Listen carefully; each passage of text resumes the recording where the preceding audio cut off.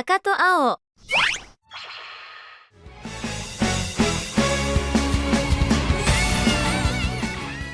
¿Qué es el anime? ¿Por qué nos gusta? ¿Qué lo hace tan diferente? Bienvenidos, esto es Akatoao, charlas sobre el mundo del anime. En Akatoao hablaremos de diversos temas relacionados con el mundo del anime. Acompáñanos por 30 minutos a explorar una idea, encontrar las historias del mundo del anime, sus protagonistas, sus creadores, sus sentimientos, su cultura, entre otras cosas que hacen al anime tan especial. Nos encanta hablar y por eso, acá y yo, te llevaremos por un viaje a través de nuestro capítulo. Nuestro mayor propósito es que veas con otros ojos el mundo del anime y conozcas su diversidad. Claro, todo en español. Así que siéntate, ponte tus audífonos y vamos.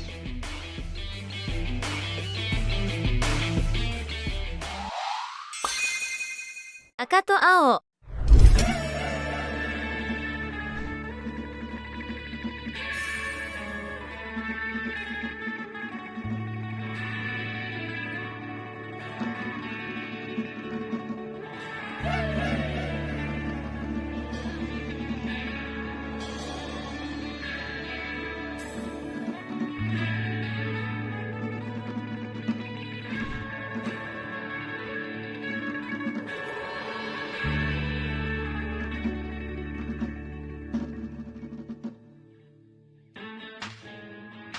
Bueno, buena tarde, buenos días a todos. ¿Cómo están? Volvemos aquí con nuestro primer episodio de la segunda temporada.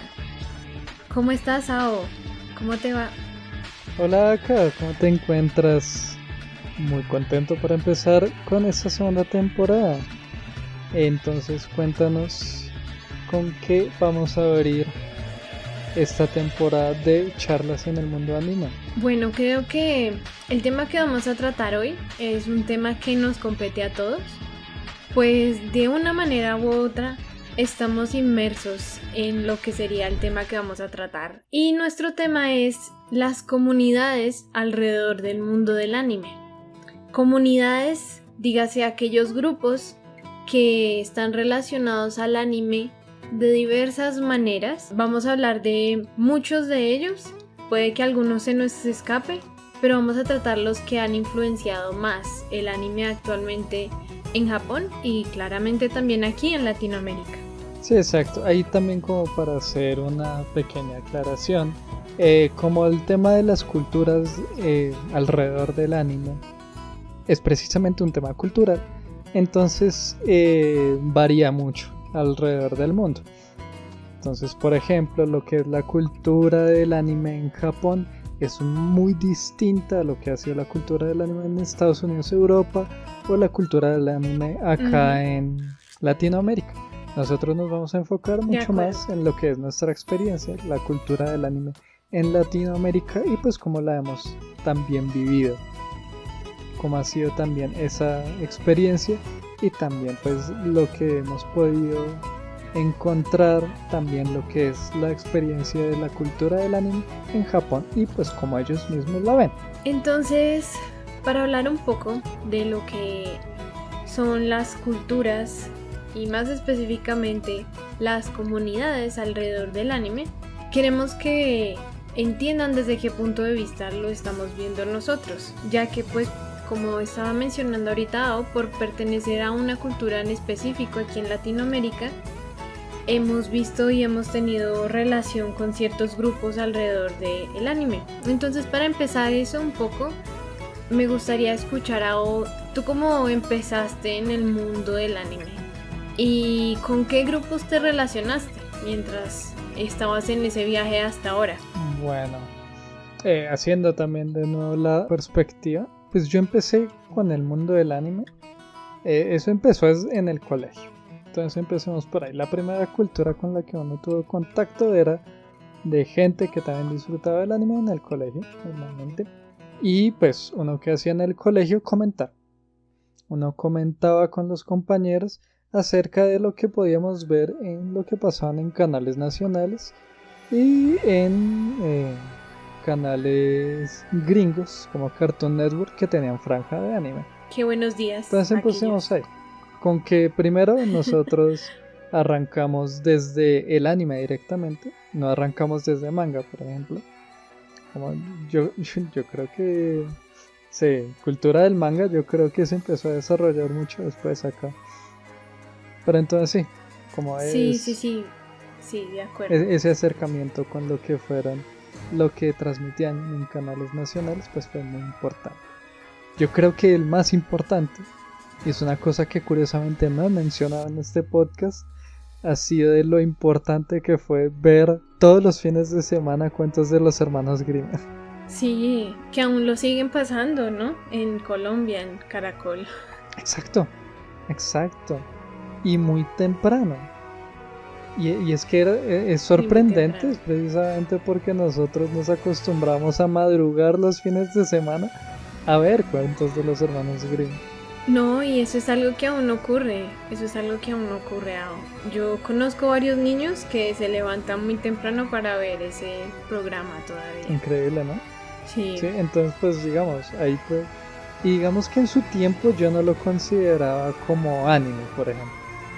Ahí está como el tema de... En muchas de esas culturas iniciales, como el acercamiento inicial, uno no veía eso como extranjero, como algo de por allá, ¿no? Con los cuentos de los hermanos Grimm, que pues son historias europeas. Además, exacto. Pero con animación japonesa. Que ya, por ejemplo, empezaba a identificar, ok, esto ya es de otro lado, sería con Inuyasha, ¿no? Que ese ya es otro que había mencionado, era uno de los animes claros, y por supuesto Dragon Ball, que ahí sí Dragon Ball y la influencia de Dragon Ball en la comunidad anime en Latinoamérica ha sido absurda y absoluta, gigantesca, sí, de acuerdo. Y algo que también es muy interesante es que este no es un fenómeno pues único de Colombia, porque pues todo esto lo vemos desde nuestra perspectiva de niños que crecieron en Colombia en la década de los 90. Porque hablando con otros de nuestros amigos que viven en otros países, saludos a ellos, en Argentina, en Perú, en Ecuador, ellos nos han contado que en sus países, en México también, ocurrían fenómenos muy similares, donde había un canal nacional en el que pasaban estas mismas series casi. En unos hay como diferencias, pero en la mayoría o pasaban Dragon Ball, o pasaban Sakura Card Captor, o pasaban Pokémon también, o ya un poquito más adelante pasaban también Meteoro. ¿Tú alcanzaste a ver Meteoro? Sí, alcancé a ver un par de episodios de Meteoro, también con mi hermano, de Meteoro y del Barón Rojo, o pues de Mazinger Z. El Barón Rojo y Mazinger Z, exactamente. Que ahí justamente hemos encontrado de pronto un programa del que vamos a hablar un poquito más adelante, que nos contaron una experiencia increíble sobre ese anime en particular. Sí, una historia muy conmovedora además.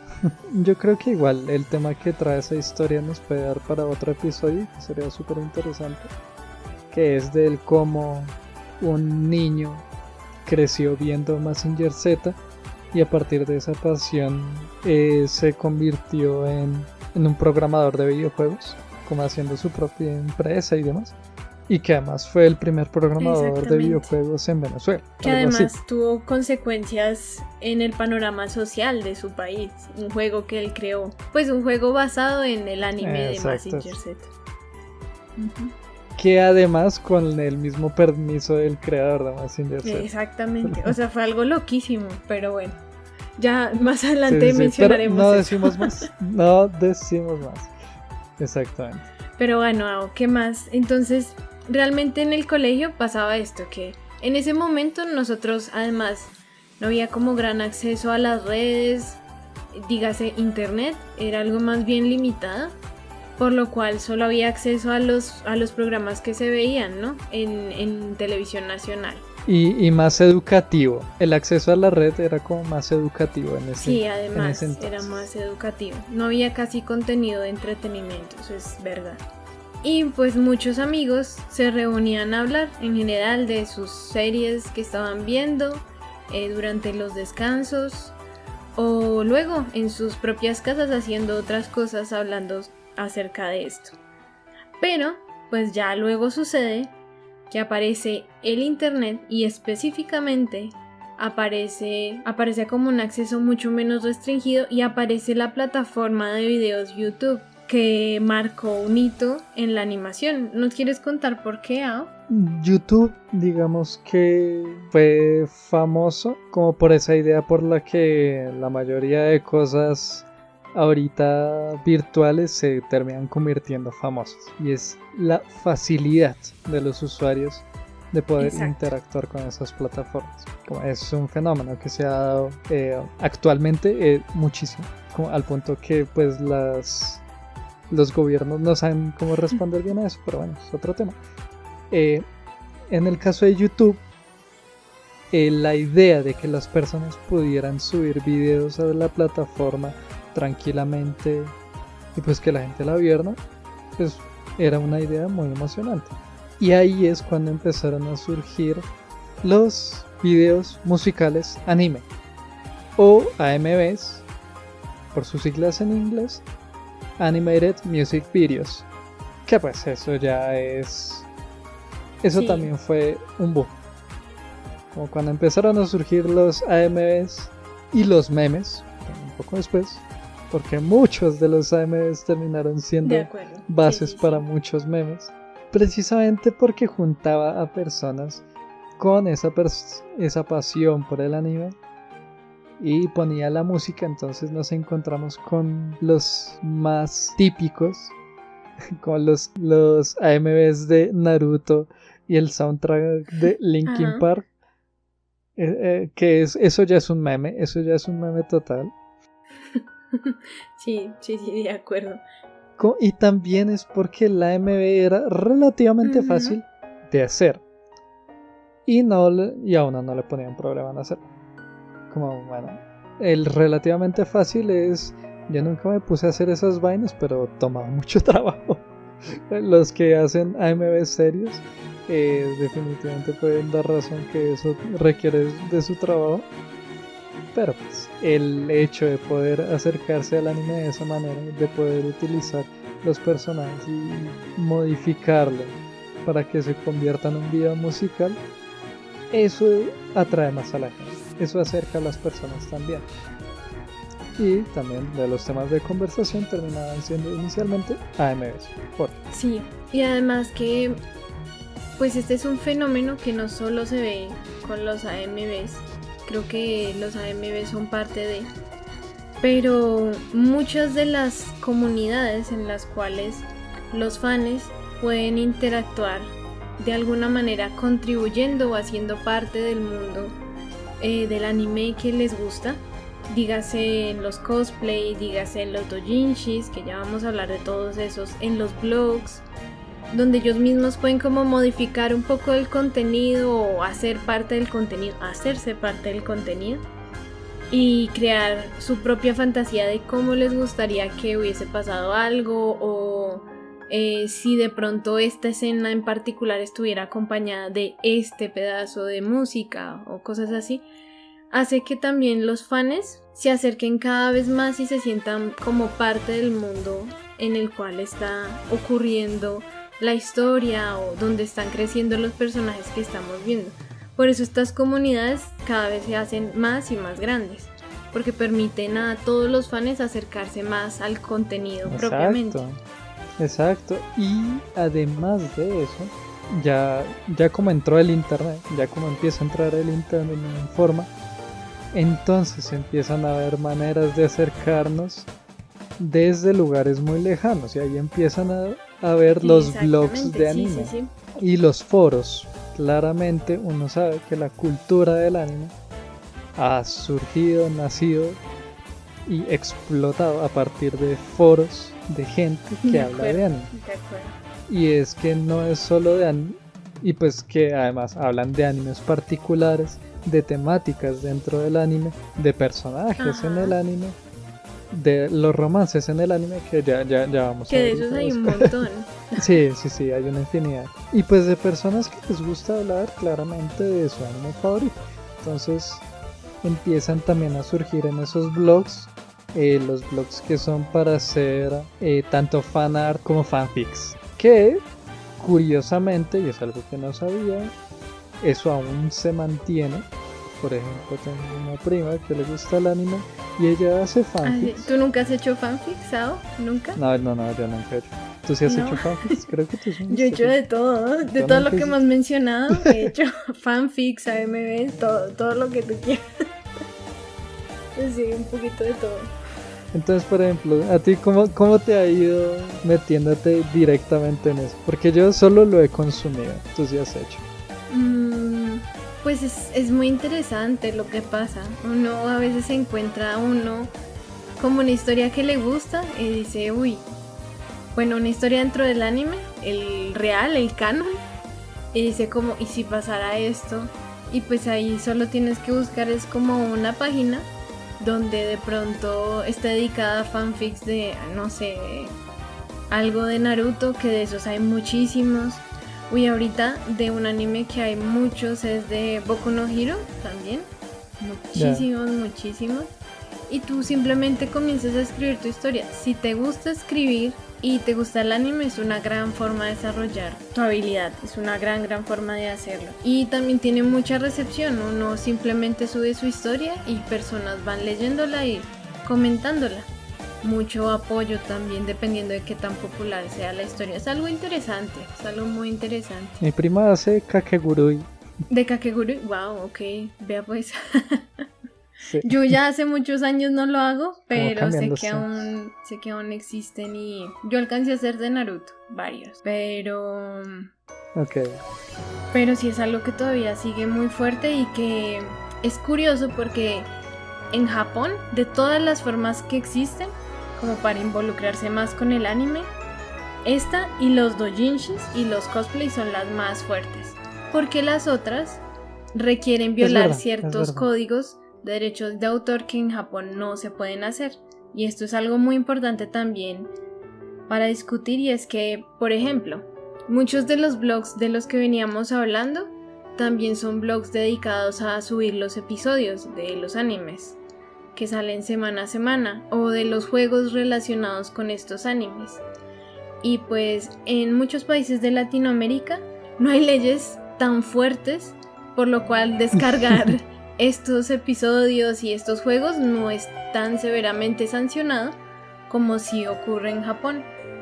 En Japón, si tú descargas ciertos en general, si descargas capítulos de páginas de anime, te puede llegar una multa. Te puede llegar una multa a tu casa. Y si vives en una residencia, la persona que es como la encargada te va a hacer llegar la multa. Y son multas gruesas. No les recomiendo hacerlo si van a estar en Japón. Entonces, pues eso también ha sido una facilidad para los fans de países como Latinoamérica, como nosotros que vivimos aquí.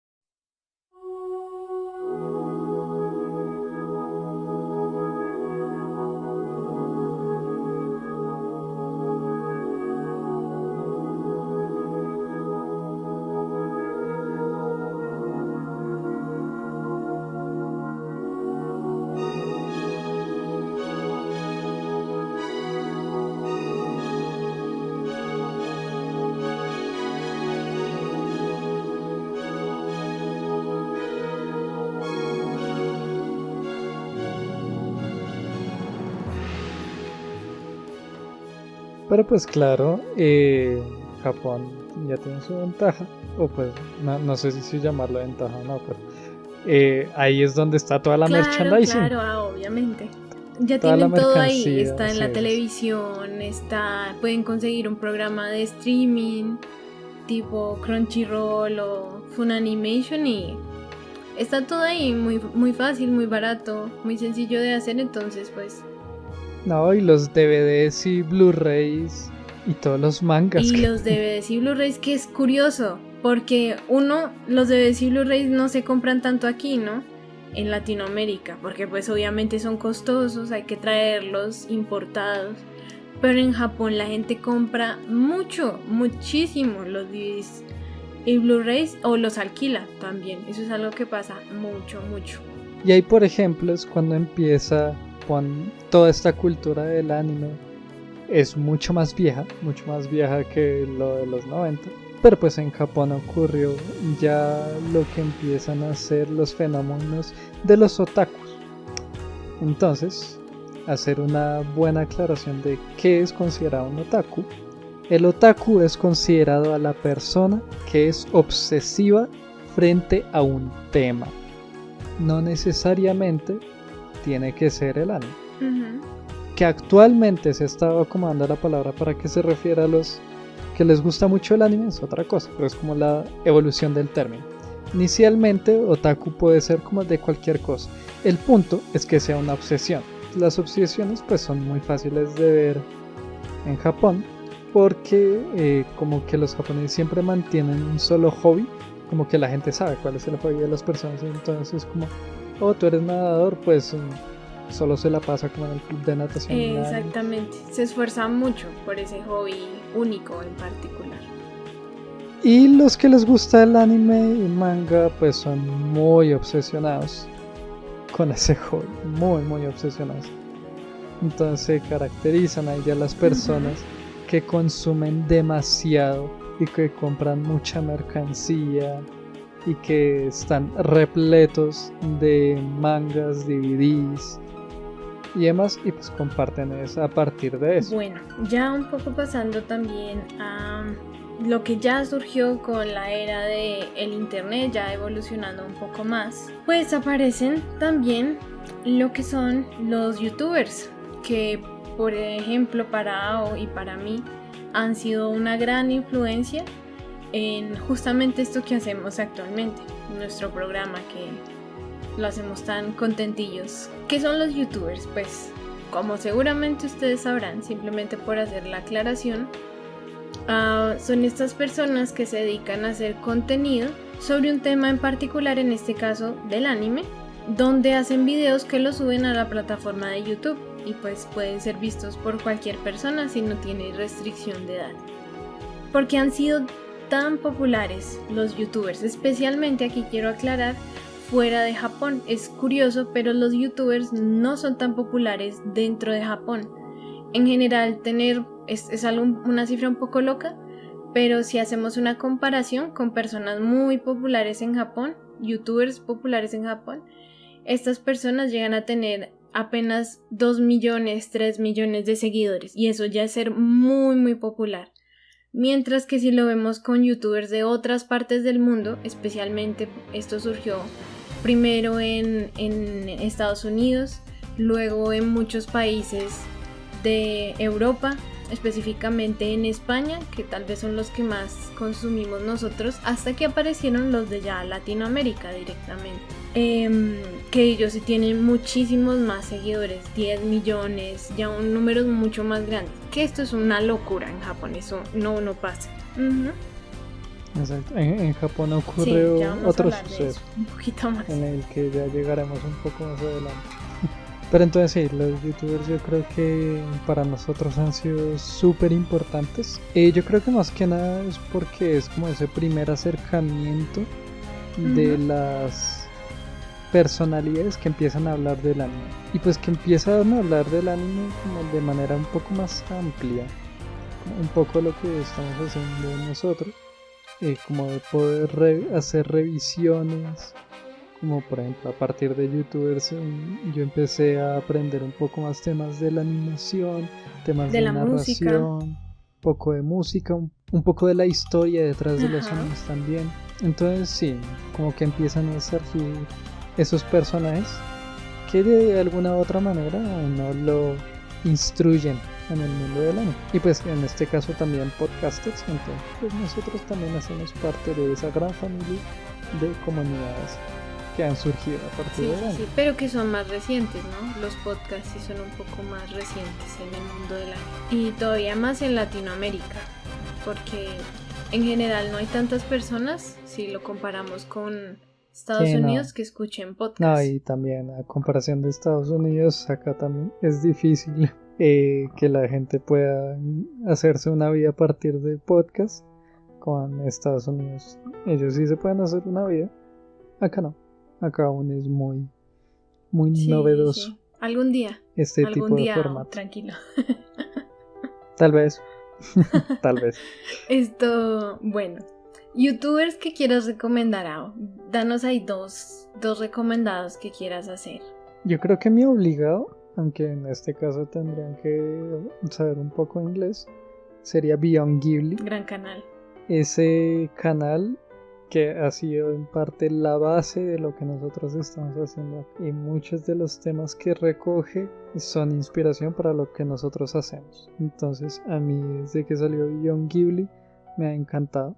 Y es precisamente mostrar todo el anime que está más alejado de lo que nosotros conocemos. Como para este caso, todo lo que sale de Estudio Ghibli. Muy muy chévere, hace unos videoensayos súper interesantes y pues con un formato y una forma de decirlos súper agradable. La otra recomendación, que ya es el youtuber español que nosotros seguimos, que es IluTV, que pues es como el más conocido, el que es aguantable. No, el y más tiene chévere. temitas también interesantes. Ve el anime con otras gafas. Y el manga también, él habla mucho de manga. Sí. También a partir de él he conocido varios mangas, es verdad. No, y también me gusta como sus revisiones de episodios. A veces cuando hace series que me interesan me han gustado. ¿Tú qué recomendarías? Bueno, yo quiero recomendar un canal que me gusta mucho, que hace revisiones más que todo de animes yosei y shoujo, que se llama Rayo Confuso. Me gusta mucho el formato que tiene y además pues es totalmente en español y me parece que a veces tocan series y temas a la primera vez que ve la serie no lo revisa con tanto cuidado, y gracias a varios de los episodios que me he visto de ellos he visto cosas muy interesantes sobre género, cosas muy interesantes sobre las comparaciones de el manga, el anime, las películas de diferentes series, y también hacen revisiones de series de hace un rato, series más bien viejitas, lo cual es interesante porque o no hay acceso tan fácil a esas series. El otro que les quiero recomendar es el de Medicendai, que él también tiene un par de videos muy interesantes. A mí especialmente me han gustado varios de los que ha hecho sobre algunos animes y películas, y de pronto las perspectivas que da con respecto a de pronto relaciones entre los personajes, como mirando el trasfondo de por qué apareció esa serie en particular en ese momento. Esos videos me han gustado bastante, así que también lo recomiendo por ahí. A mí en particular me gusta mucho Dai, pero estoy de acuerdo con lo que mencionas. Me gustaría mencionar lo que son las convenciones y lo que son también especialmente lo que vienen con las convenciones, esto de los cosplay y la venta de doujinshis. ¿Qué son los doujinshis, Ao? Bueno, pues primero los doujinshis son fanfics, pero en formatos manga. Es como la definición más básica de doujinshi. Usualmente no los encuentra de tipo erótico, pero es muy curioso. Los doujinshis no son muy conocidos acá en Latinoamérica, son más japoneses. Y es que en las convenciones que ellos hacen doujinshis, muchos de los prospectos de mangaka se ven ahí. Entonces es muy común que las empresas grandes de las revistas de manga vayan a esas convenciones y ahí encuentran mangakas. Eso es una cosa muy común que puede ocurrir. Y por ejemplo, ya lo que es un tema de las convenciones, que eso ya nos choca más, digamos que ha sido muy notorio en los últimos 10 años por ahí. ¿10 años? Por ahí. Sí. En América Latina ha sido muy notorio. Las de México son como las más grandes. Sí, de acuerdo. Las de México y las de Perú. Sí, pero entonces ya nos topamos con escenarios en donde toda la cultura se une y todas las personas que han hablado, que han compartido a través del manga y el anime se encuentran ahí. En este caso, para Bogotá está el Salón del Ocio y el Entretenimiento, entonces no solo abarca manga, anime, sino también cómics y videojuegos, pero digamos que pues uno encuentra muchísimo material manga y anime. Y es también donde los cosplayers pueden brotar y pueden exhibir su belleza. Y pues entonces, tú que has hecho de todo acá, ¿qué es el cosplay? ¿Y cómo te ha ido con el cosplay? Bueno, yo también hago cosplay. Como pueden ver, me gusta estar en todas partes. El cosplay es una forma de acercamiento también al anime y al manga, en el cual las personas se visten como sus personajes favoritos y además actúan como ellos, porque no es solo ponerte el disfraz, sino también hacer la actuación de ese personaje mientras vas caminando, normalmente a través de las convenciones. En Japón uno, si va digamos a Akihabara o de pronto a Shinjuku, puede encontrar personas haciendo cosplay sin necesidad de que sea una convención. Pero aquí en Latinoamérica sí normalmente es durante convenciones o encuentros, ¿verdad? Es verdad. De fanáticos del anime. Es como tan usual ver gente haciendo cosplay por ahí. En Japón sí. No, pero incluso hay como encuentros de cosplay. Sí, concursos y todo. Sí, exacto. Sí, digamos que no solo en ese tipo de convenciones, sino también a veces se generan espacios en donde los cosplayers pueden ir. Como al final también es un hobby. Al final es un hobby. Y pues muchos en esa comunidad cosplayer pues encuentran espacios para poder. Y algo que es muy interesante, exhibirse. y aquí me parece que es importante hacer la aclaración, es que en Japón normalmente las convenciones, a diferencia de aquí, que son más que todo como para vender y adquirir merchandising, y también pues para el cosplay, los doujinshis y bueno, más que todo para el cosplay, y de pronto torneos. En Japón las convenciones giran más en torno hacia el cosplay y los doujinshis y mercancía producida por los mismos fans. ¿Por qué es importante hacer esa aclaración? Porque en Japón, a diferencia de aquí, sí existen tiendas físicas que están todo el tiempo abiertas, donde uno puede conseguir algunos productos de los animes favoritos oficiales, como son las tiendas de la Shonen Jump, que hay siempre puntos físicos, como lo son la tienda de Pokémon, la tienda de Animate, donde uno puede conseguir siempre productos de anime, que eso no pasa aquí, o no es como un fenómeno tan grande. Ni tan centralizado. En cambio, las convenciones, por eso en Japón, son más que todo para, en general, la distribución de los productos que crean los fans, sea el cosplay, los doujinshis, figuritas que hacen ellos, cosas así, a diferencia de aquí. Y acá fue la primera parte de lo que fueron las comunidades alrededor del mundo del anime. Esperen atentamente a nuestra segunda parte. Toda la música usada es de animes que amamos. Puedes encontrar la lista completa de reproducción junto con los nombres de las obras mencionadas en el enlace de la descripción. También nos puedes seguir en Instagram como Akatoa Podcast, donde hablamos un poco más de cultura japonesa y recomendamos un anime cada semana.